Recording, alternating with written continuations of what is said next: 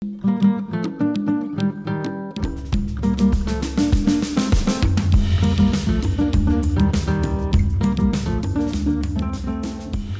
welcome to this week's episode of AE Squared. This is our second episode coming to you from the new Operations Center here at Signal Hill at Hiller Measurements. You can't see it on camera, but things are starting to get built out. We're going to continue to shoot here as well as take the show on the road. You'll see those come up in some future episodes coming up, but we're really excited to share the backstory behind us as Hiller continues to grow right here at Signal Hill. Well, today is a fun episode. I'm going to introduce you to a friend of mine, and I'm going to tell you a full disclosure before I introduce you to Wendy. We got to know each other because I was a heckler in the back of the room when she was presenting her company, and we've come a long way since then, haven't we? Yes, You've we turned have. me around. So I can't wait to introduce you and tell the whole story about TREW. But first, there's so much going on here at Hiller. I want to share with you the latest production that we want to share with you. So take a look at this. In a world of slick marketing speak and glossy data sheets, one company stands alone with the truth, or at least a strong opinion. Hiller product reviews coming soon to a monitor near you.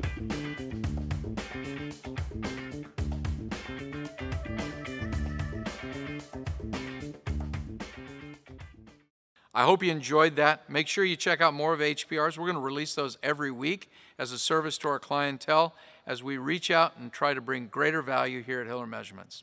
Well, Wendy, it's been a long time. It has. So good to have you on the stage. This is so great. So let me introduce you to Wendy.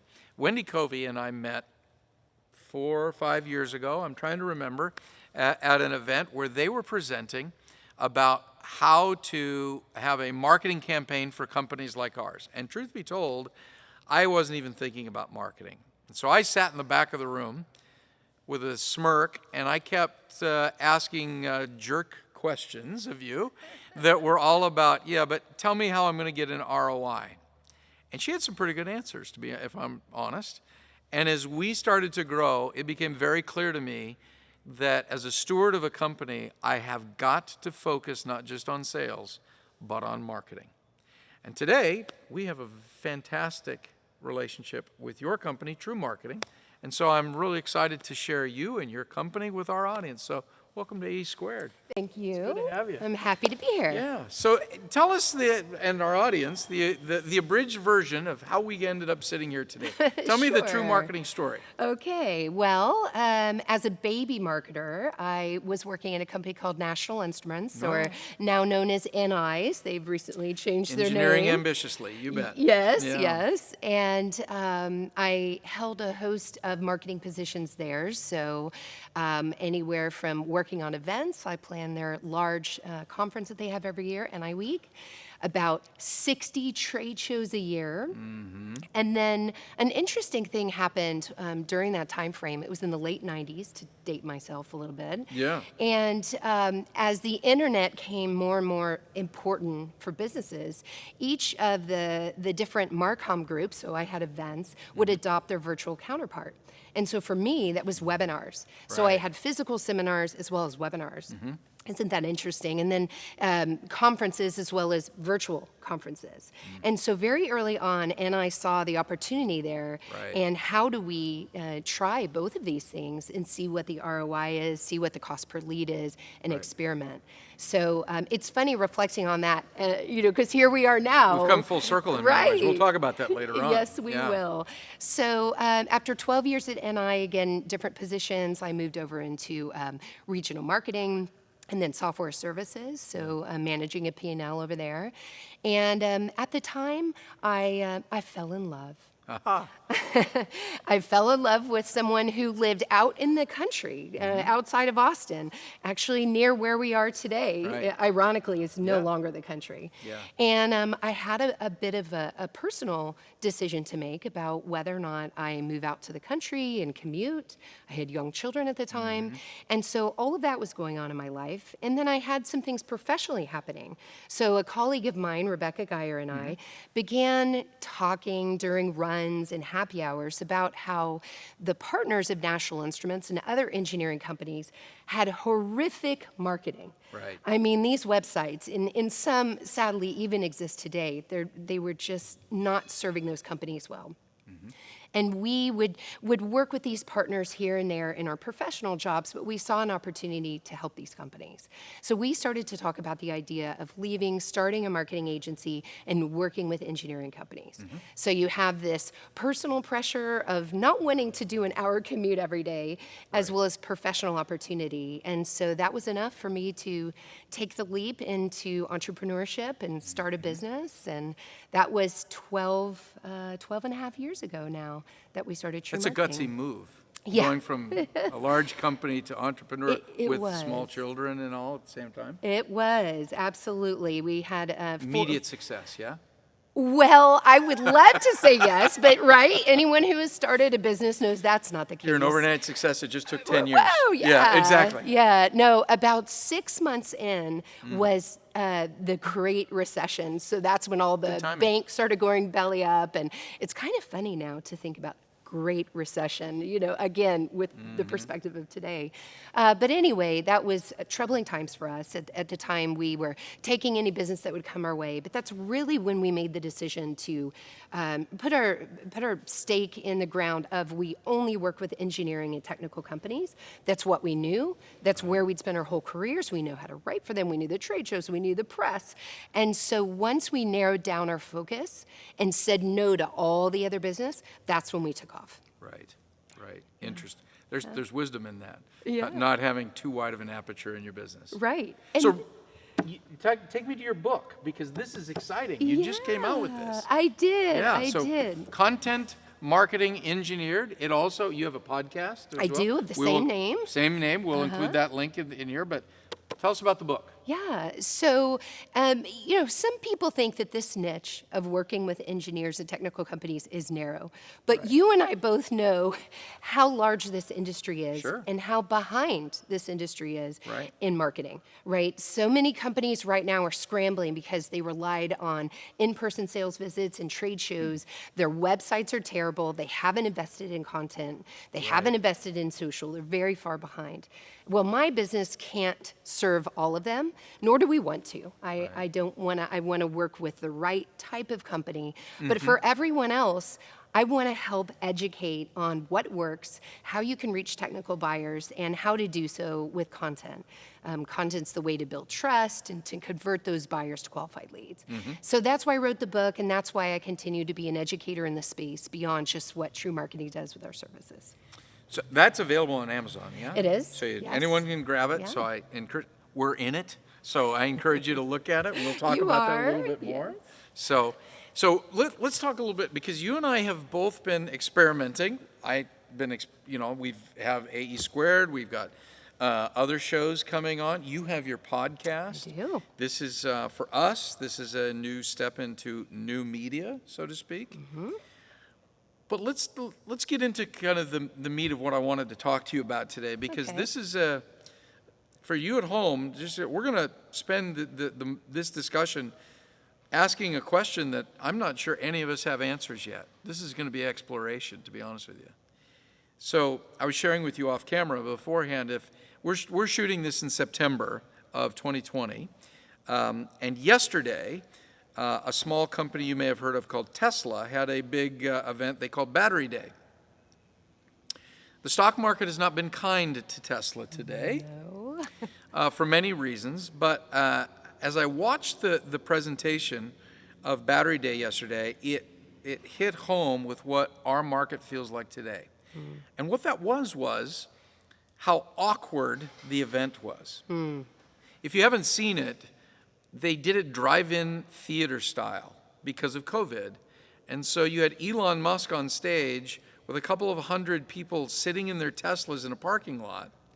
And he even commented, it's hard to read the room today. And it was very, very awkward. And when I compare that to past quarters where it was like a rock music event, and he's feeding off the energy and there's an intimacy, one to many in that room, and to feel that this event be completely devoid of that, to me, that reminds me of what doing business in a B2B world is right now. Devoid of energy? Yes. Oh, how sad. And devoid of the relationship and the Yeah. intimacy. Right. You know, so much of when you and I met, and you did, at the core of how we built our client, how we grew and how we marketed, there's one word that most all of us would use, and that word is relationship. Yeah. We're building relationships. How do you build relationships when you cannot meet the people that you don't know yet? Because Zoom strips that ability to build a relationship. Do you think so? Well, we're struggling with it. Yeah, okay. To be sure, you can definitely meet with people, but one of the things that seems very clear is that getting together on Zoom, there's no hallway discussion, Yeah, right? yeah. There's no preamble, there's no discussion on the way out, there's no lunch. There's only pitching and dialogue, right? How does the market, I will tell you from my standpoint, it's not because you're a guest. What is becoming very, very clear to me is in our space, in the engineering space, the rules are changing. Certainly. And marketing, in some form, could eclipse selling in terms of the importance to grow share and to find new clientele that you don't meet. The days of shaking the bushes with a regional or a local sales representative are not effective. And they've been gone They've been for on a the while. wane for They've a been while. on the wane. So I Sure. do think that COVID has accelerated this, Right. but it was certainly already happening. You know, this book was already going to print, and if you read Exactly. this, it discusses that. You know, so we know that as we have a generational shift, Yes. that the millennials want to conduct business very differently than those that are near retirement age. Right. So I think that that's one fundamental change. So, you know, having that sales visit where you build a relationship by taking someone to dinner or going to the ball game, boy, that's Those are going away. those are going away. So already that social time is out. But I think you mentioned something very important, which is the hallway conversations and going to physically see someone's manufacturing line Right. or facility. And so those are very challenging things to do on Zoom. And so I don't discount that whatsoever. On the other hand, a funny thing has happened, and I'll talk to you about my business as an example. So again, I've been around for 12 years. We've always been virtual. Right. So it was something early on that I wanted for myself personally, and it was actually a differentiation in hiring and everything. But no one wanted to turn their cameras on. So I've been a GoToMeeting gal or Zoom gal all this time. No one wanted the cameras on. So all of a sudden, everyone's turning their cameras on. Right. And already, boom, the intimacy has gone up. So I'm actually experiencing the opposite.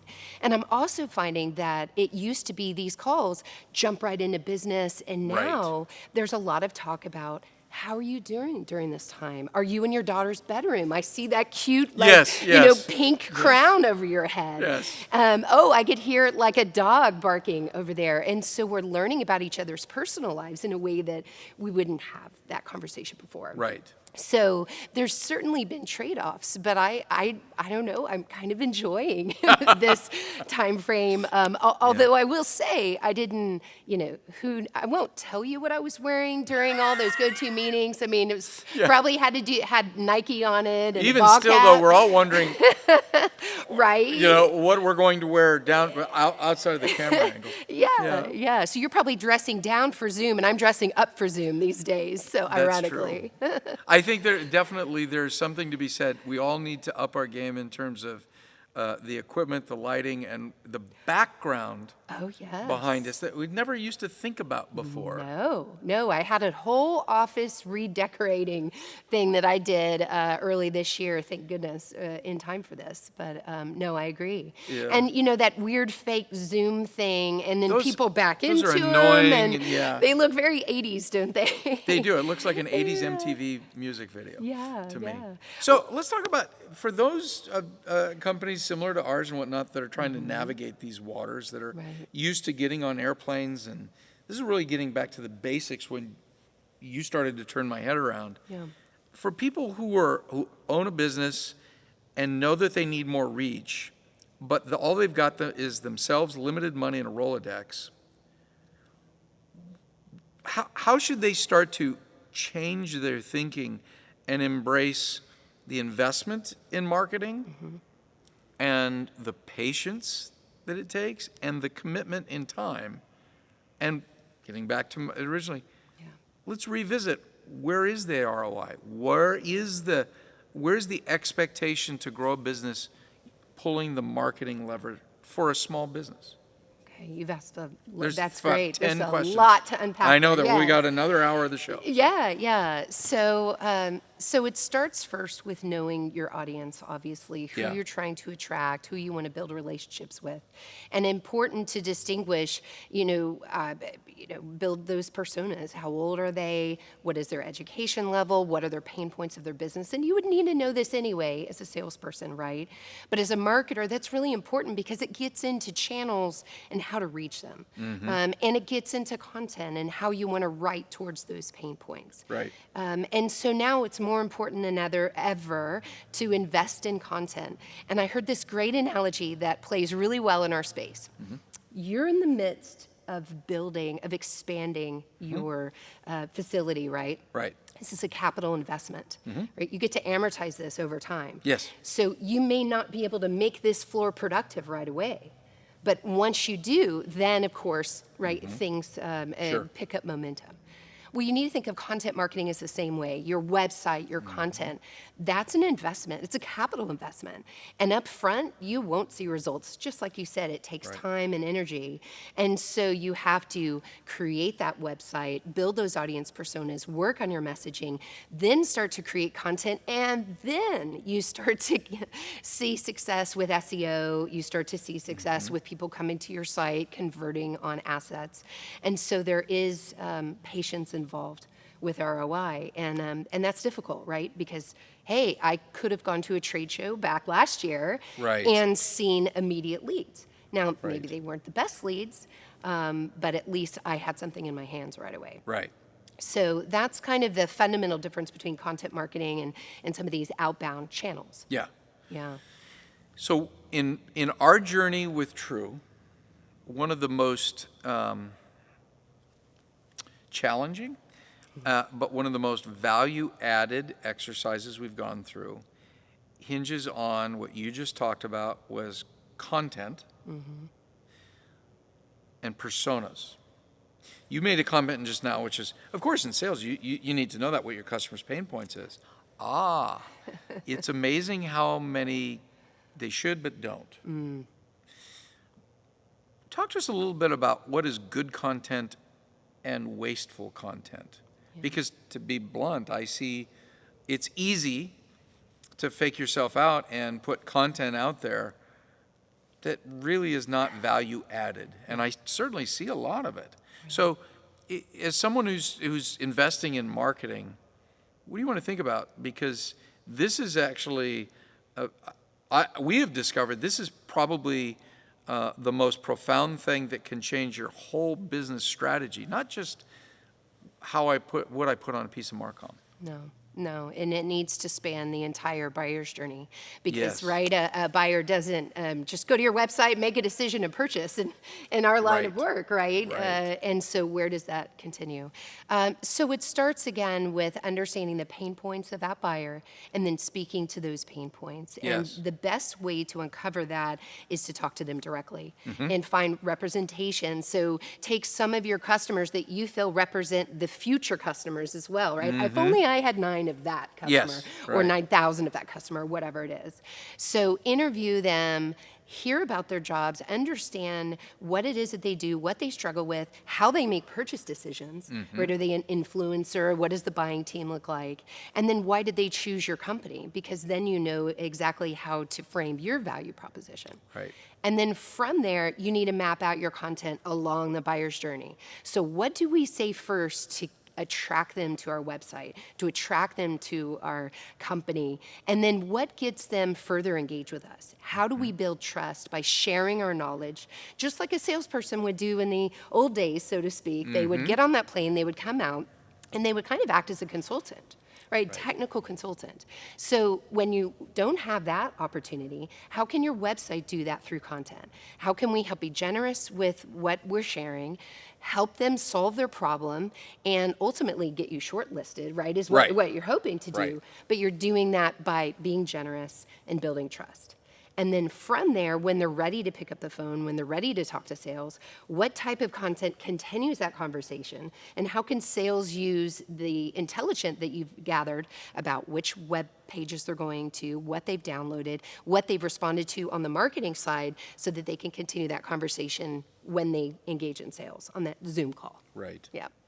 How do you think when we exit COVID, some of the traditional media vehicles are going to look? For instance, trade shows.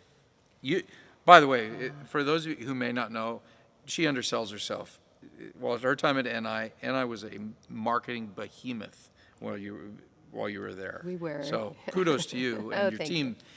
But when we exit COVID, what are trade shows going to look like, and how important are they going to be? Well, I think it'll be difficult for me to predict exactly what it'll look like, but let's talk about it in stages from Okay. here forward.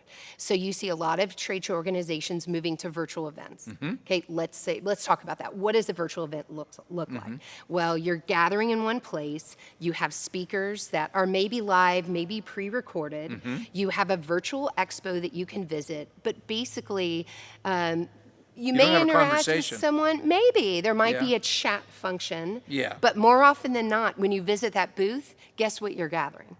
Just their URL, their content. Content assets. Yeah, right. So ironically, it all still comes back, back to that content. here.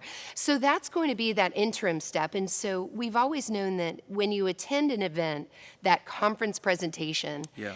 that's the gold, right? Right. That's where you get the people that are really qualified, that want to learn about you. That was always better than the trade show booth, in my opinion. Right. And so finding those opportunities now, people are attending those events. They're attending webinars, they're attending conferences virtually. I saw that NXP has theirs coming up. Yeah, and Keysight just had Keysight World. yeah. So one, do that now. So then the question is, will people come back together? Right. And I think the answer is absolutely yes. People want to network. They miss that peer-to-peer interaction. Right. But I don't know if we'll see if these big, massive trade show components will come back like they have before. Yeah. I think there'll be more focus on the conference than there has in the past, and I'm excited by that because to me that's where the Right. meat has always been. Right. What about social? Okay, in our space, definitely there's been pokes and experimentation and whatnot, but Yeah. is there a playbook for social for an engineering-centric B2B space like ours? I'm glad you asked this because the adoption rate on social is pretty far behind for engineers as a whole.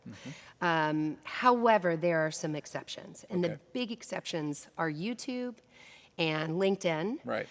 Then if I were to lump communities into social, which I absolutely think that they are, those are your three biggest wins. Right. So companies that are spending time on Facebook, on Instagram, Twitter, they really need to study their ROI of those and ask themselves why they're doing that. Right. I'm not saying don't do it, but I'm saying there needs to be a strategy behind it because engineers aren't seeking out, going to Twitter and looking at what's trending. Right. They're going to Google and they may come across social media content that leads them to your post and to your website. So Right. it helps with search. But having your strategy really needs to start with the vehicles that we know they're going to. Yeah. Yeah. Yeah, the question is that now that, generally speaking, our clientele, there's been a diaspora, right? They're not going to the office. They're in their guest bedroom. Yeah. Are they going any place now that they didn't go to when they were sitting in their office? You know, that you asked the question, what is the... Yeah. One of the fundamental questions that I don't think anyone really fully understands yet is what are the new pain points for the clientele that are trying to do their job from their guest bedroom and all of their coworkers are likewise? Right. What does their world now look like that is challenging, and how do we pivot to support them? It's a different metric that we've never had to deal with. Yeah. Has there been anything that you have observed or noticed that is, put your finger on this, this is where we're going to be going in the next 6 to 18 months that perhaps we wouldn't have considered before? You know, I'm excited that I have a survey out right now, a research study Yes. that's about to conclude on this very topic. So Oh. I don't have the data yet. Okay. But I Tune in. will. I will in November. Okay. But in the meantime, I have seen other studies, and they've shown, again, webinars on the rise, more time on LinkedIn, more time on YouTube. So it kind of goes back to those things that I already mentioned. Yeah. I think that you bring up an interesting thing, though. What are the new pain points of your buyer Yes. having to work virtually or having to work with a lean staff? Right. How can you come in and help them with that? Right. I think that's the more important question than what channel do we use to reach I them. agree. Because they're still going to Google, right? Yeah, They're right. still going to Google first and finding all this stuff. What is the message now? What are those new services, new ways you can help them? And that's something for each company to answer Yeah. for themselves, right? Right. But none of your clientele have come up with a good answer yet? No. I'm open to stealing other people's ideas, right? If you know the answer, please let us know. We definitely want to use them. Yeah, well, So- this has been an interesting time for my business. I'll be honest. I've hired 3 new people since COVID hit. I'm having a record year. Yep. And this is because all these companies who have been so heavily reliant on those sales visits Yes. and doing everything gone. in person are finally like, okay, Wendy, it's time to work on my website and my content. So Right. it's going to be interesting. So some things where companies who were early on adopters and pulled ahead, there's going to be a bit of an equalizer. So I think it's important that we're talking about new ways to adopt new media, reach millennial buyers and younger, because the companies that, like you, that are embracing marketing Right. and wanting to be ahead, you know, you're about to be caught up from behind from those laggards. Correct. So let's talk about new media and your and I's experimentation. Let's talk about Yeah. you. Enough about me. So, but we have our own shows today. I would love to say that when we decided to produce our show that it was something new, but I think you've noticed the same thing as we've jumped into the podcast and vlog world. Yeah. It is a populated market. It's surprising how many people are producing a podcast or a show like this. Tell us a little bit about why you chose to do it, what you're learning about it, and what you would counsel clientele in terms of, is this a lever worth pulling in their business? Yeah. So I would argue that it's not a populated market yet in our industry. Oh, yeah, okay. In our industry. And I think that the gold is in having a very niche focus with these types of shows. Right. And I'll give you an example. I had a guest on my podcast last week that focuses only in metalworking. And they have a show called Making Chips. I didn't even, when I heard Yeah. Making Chips, I thought semiconductor, yeah, right? or potato chips. And he had Yeah, to explain to me in right. metalworking what the Yeah. chips are. And boy, that's pretty niche-y, Oh, yeah, right? yeah. But the people that engage with that podcast and their video series, imagine how qualified they are and how much benefit they get out of that show. Right. And so this is, to me, what's so intriguing about this new media is the amount of time people spend with it. And so these are 20-minute, 40-minute, hour-long episodes. Yes. You don't see that. No. and other types of media. So that shows commitment, that shows qualification, and by the time someone listens or watches that many of your podcasts or your shows, and then they're calling your salespeople, Right. imagine how much they know. You know, it's kind of like when someone calls me after reading this book. Right. Imagine how much different that conversation is. Yeah. So, so that's what intrigued me about it. Right. And then also my personal behavior has changed. I've adopted podcasts. That's interesting. Yeah. So in the past year, I can't work out now unless I have a podcast. Oh, And yes. if I have a podcast I want to hear, it makes me work out. I have a virtuous That's a virtuous cycle. circle there. Yeah, Yeah, I absolutely. absolutely do. Right. And so if my behavior is like this, and my friends' behavior I've noticed are like this, and not that we're your target audience necessarily for your marketing, but you see what I'm getting at. Yeah, yeah. That absolutely adoption is on the rise here. We've seen the YouTube statistics are definitely skyrocketing in even amongst the engineering community. Right. So this is the future, for sure. So tell me a little bit about your journey from starting the podcast, because I know when Anthony and I started this show, come on, we're making it up as we go when we start producing it, right? Yes, So what were the, can you tell us some of the interesting, learn this on that experience as far as learning how to be your own producer, content creator, star, Oh, man. all of that all rolled into one? It's a lot. It is. is. Well, I listened to a podcast on podcasting, and it gave me a bit of a playbook. And so whatever they said to buy and do, I tried did to that. copy. Yeah. I think one of my very first missteps was you need a quiet space when you're podcasting. And so I tried out my daughter's bedroom because it was just the right size and had everything set up and had my guest ready to go, and realized I don't have an internet connection in here that is worth it. You know what I mean? So I kept cutting in and out, and Right. okay, that room's not going to work. And then I invested in this microphone that everyone said, this is the one. I mean, I watched so many YouTube videos about this microphone. And I think you were the one. I got on with you, and we had our interview, and at the end you said, Wendy, may I give you some feedback? You sound, a little pingy, echoey, whatever. And I said, man, I mean, I have a carpet in my room, and I've put down blankets around the parts of the room that are wood, and I put pillows around. Come on. And I finally discovered that my microphone could pick up my husband brushing his teeth across the house, and that's not going to work. So, and then I think the final thing I learned was just relaxing, being yourself, not being scripted. And I'm afraid to go back and listen to my first 5 episodes. I haven't done it, and I really need to, because my very first episode was why you should listen. So it's kind of an important one that I probably need to re-record. But that's the key. I think people are nervous about being in front of the camera or the microphone because they don't. You put yourself out there, right? Very vulnerable when you do that. However, Authenticity is the key, though.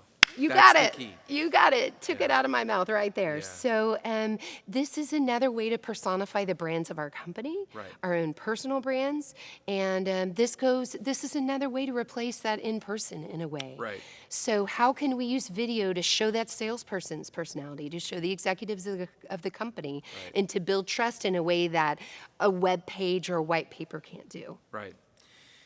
You going to keep doing it? Are you going to expand it? What does the future for your podcast look like? Do you think about going video? Where do you see it? Do you have a vision? I have gone video. You have? I have, Oh, but tell us but more. low tech. So Zoom is my friend. Oh, Zoom is your friend. So yeah. I now record on Zoom, and lots of the podcasting platforms are now introducing video components. So I may even experiment with different platforms. But Zoom actually has a mode that makes you look kind of nice. It kind of smooth things that.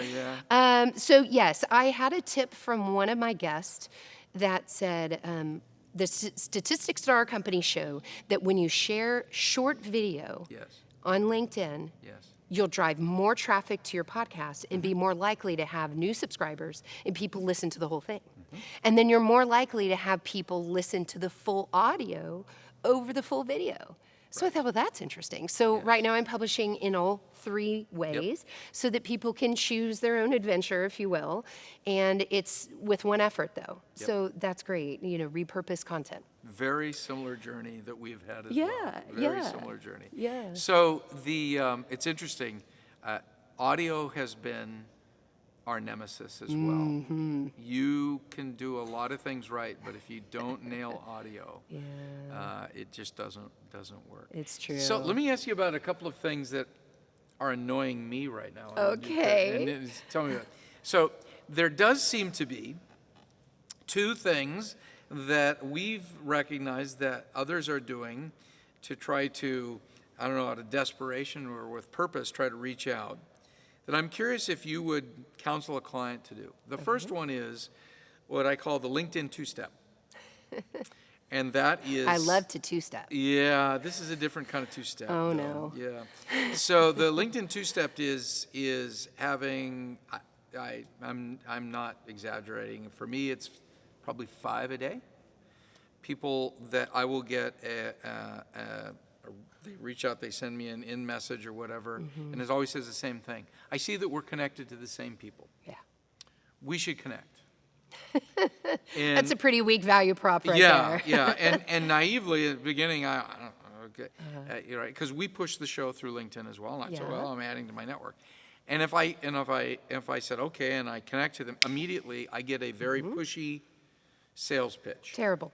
The other one is I just get the sales pitch, right? Yeah. And it's very unidirectional, very just push on that. It is aggravating to the point of I don't even want to look at LinkedIn. Yeah. And what's ironic is the more I talk to colleagues and other employees, it's not just me. Oh, no, of course not. It seems to be a COVID push, right? The second one is, you mentioned, and there's absolute value in this. As a matter of fact, I'm camping out on a webinar of another company tomorrow. But how many webinars are coming out that are not value added? Let's put it that way. It's more focused to get a webinar out than to be thoughtful about what is the content of the webinar that isn't patronistic. It's not stating the obvious.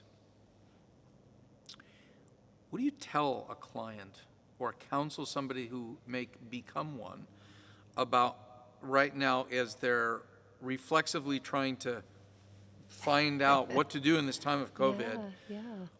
Where to accelerate and where to touch the brakes if what you're trying to do is to authentically grow your market? Right. So I have 4 words in Yes. return.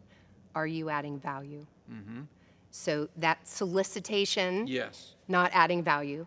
That webinar, not adding value, Right. You're not speaking to the pain points of your target audience with something new, something interesting. So if you're adding value, then, get yourself out there. But yeah. Otherwise, I get those solicitations too. We all Yeah, do. we And all are. they've automated Yes. this whole thing. And I immediately drop them. I don't either. Yeah, I because I don't want it to happen to the next person. Oh, I see you're friends with that person. I'm like, no, that's that annoying Autobot guy. Yes. Changes are coming with LinkedIn to try to tamp Remove. this It's essentially behavior. spam. Is what it is. And LinkedIn knows that it's an issue. So we're going to see some programmatic changes. I don't know when, but Right. know that that's coming. That would be very, Yeah. very thankful. What is the Absolutely. right way to? Where's the line to promote, push, or be on offense with marketing in LinkedIn? Same 4 words, I'm sure, right? Are you adding value? Yeah.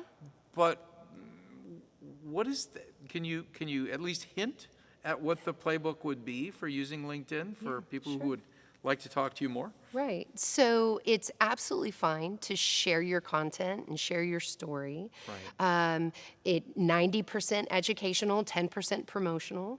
So think about how you're sharing in a way that's interesting, engaging, educational. Yes. It's okay, salespeople, to reach out. It still can be an effective tool, but do it in a way where you're giving something.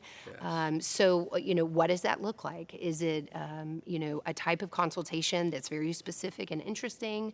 Is it, I had a solicitation not long ago, since we were talking about podcasts, it was someone who helps match podcast guests with podcast hosts. And right? Well, I need guests, There's a and need I for would that. love to be a guest. So I was interested. I didn't know that person. They were outside of my network, but that was something I converted on. Right. So it's just, again, know enough about that person to know that, what to offer that would be valuable. It's really the simple formula. So I want to end our show on the thing that I think we talked about when I was on your podcast as well, because and I mean this in a sincere way. The greatest value, getting back to me ridiculing in the back of the room about the ROI.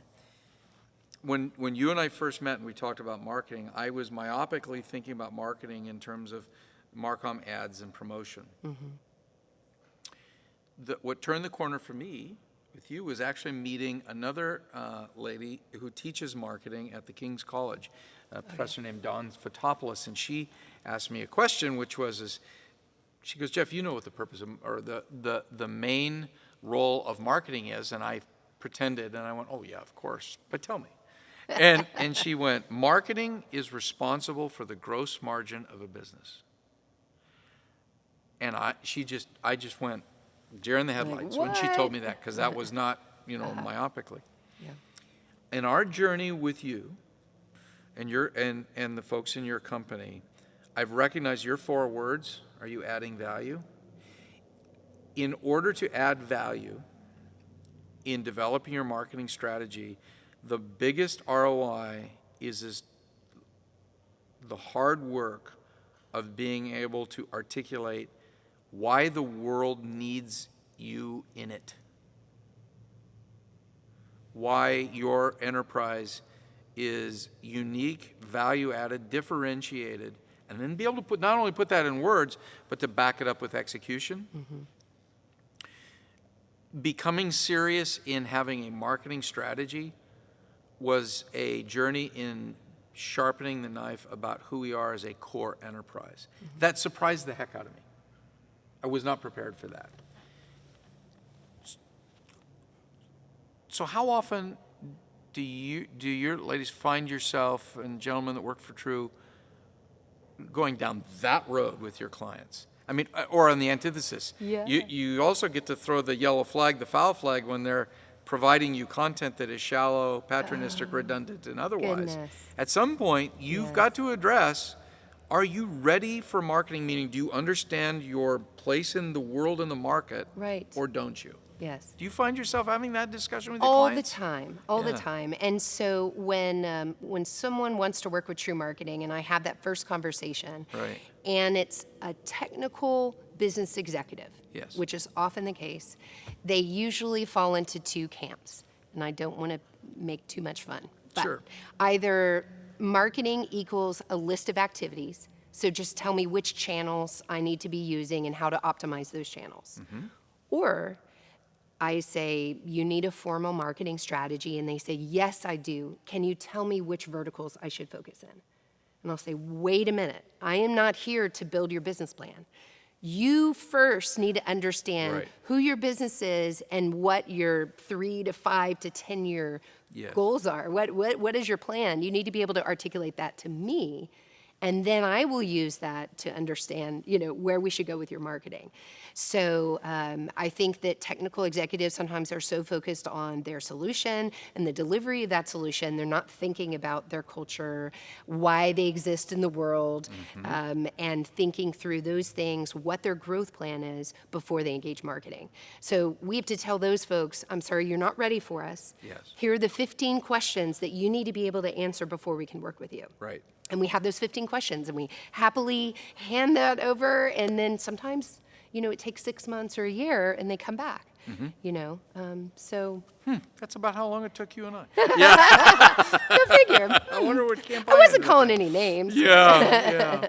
Wendy, it is a pleasure to do business with you, and even more to have you on the show. You have definitely shared with our clientele something that is truly value added. Thank you so much. Make sure you buy our book. I thought you were thank gonna. you so much. Buy Thank Wendy's you. book. We'll put links to the book below here on YouTube, as well as links where you can get in contact with Wendy at TREW Marketing. Please do. Absolutely. And make sure you subscribe and ring the bell, because you don't want to miss the next 3 episodes, because Anthony and I are going on the road. We're taking AE Squared to the Brickyard. We're going to Indianapolis. As you may have seen in past episodes, we have had the honor to have the president of SRO America, Greg Gill, on our show. Well, they've invited us to the Brickyard, and we're doing 3 episodes live from the races out there, and we're taking 3 very interesting team owners, business company owners, to the stage in Indianapolis. So make sure you subscribe, and we'll see you in 2 weeks right here on AE Squared.